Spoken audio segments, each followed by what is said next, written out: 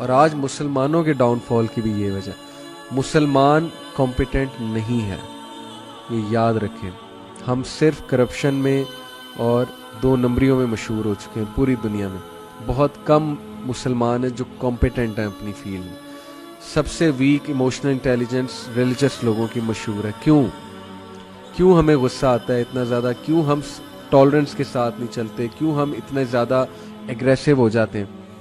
کیوں ہم انوتھینٹک نیوز کو مشہور کرنے والے ہمارے مسلمان اور یہ اسپیشلی ریلیجس لوگ مشہور ہیں؟ کیوں دکھ ہوتا ہے؟ ریلیجس لوگوں کو تو سب سے زیادہ علم والا ہونا چاہیے، سب سے زیادہ جو ہے علم کے مطابق چلنا چاہیے، لیکن افسوس کی بات ہے کہ سب سے انوتھینٹک چیزیں ہم ہی لوگ لے کر آ رہے ہوتے ہیں۔ تو یہ چیزیں کریکٹ ہونے والی ہیں، سنی سنائی باتوں سے نکل کر علم کی طرف آنا ہے، کمپیٹنسی کی طرف آنا ہے۔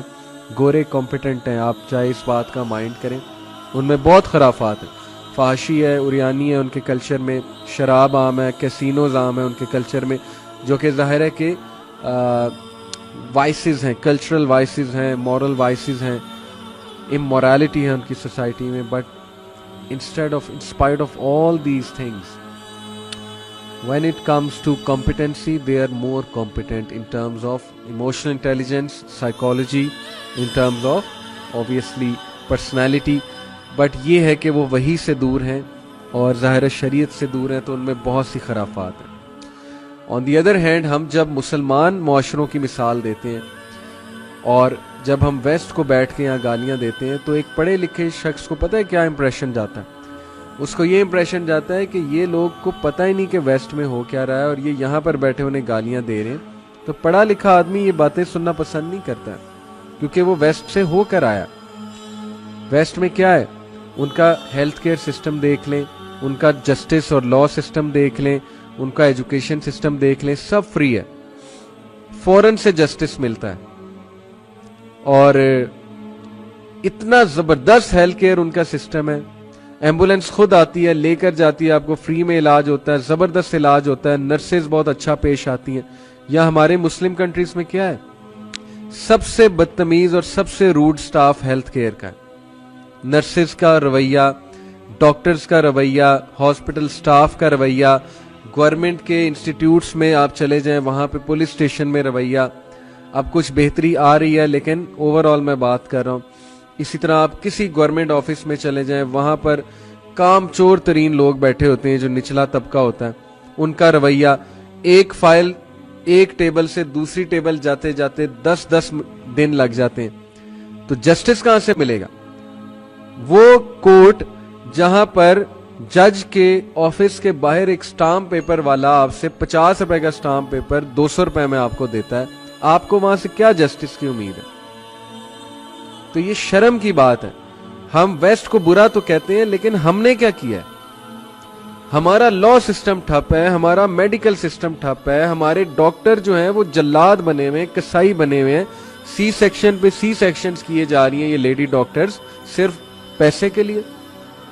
جان بوجھ کے نارمل ڈیلیوری کے کیسز جب سی سیکشن کی طرف چلے جائیں تو یہ اس معاشرے کی عکاسی کرتا ہے کہ وہ اخلاقی طور پر کتنا گر چکا ہے وہ معاشرہ، اور وہاں غربت کی وجہ سے یا وٹس ایور ریزن کی وجہ سے کس کس طرح کے اخلاقی مسائل پیدا ہو چکے ہیں۔ رشوت یہاں پر عام ہے، غریب کو 20 سال جا کے اس کا کیس سالو ہوتا ہے اور وہ بھی اس کے خلاف جاتی ہے بات۔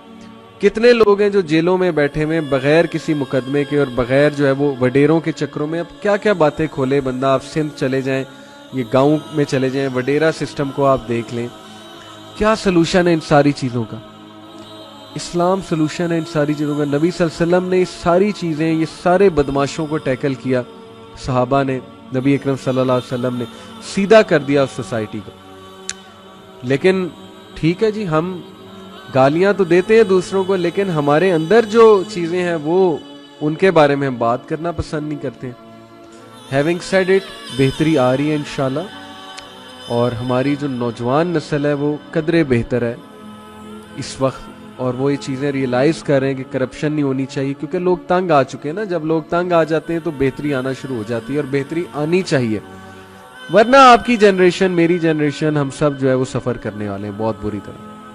یہ ساری باتیں بتانا اس لیے ضروری تھا کہ next time you abuse waste تو کیپ اٹ ان مائنڈ کہ وہاں پر بہت سی ایسی چیزیں ہیں جو ہمارے پڑھے لکھے لوگ دیکھتے ہیں، اور جب آپ گالیاں دیتے ہیں ویسٹ کو تو پھر وہ آپ سے متنفر ہوتے ہیں کہ ان لوگوں کو کچھ پتہ ہی نہیں ہے.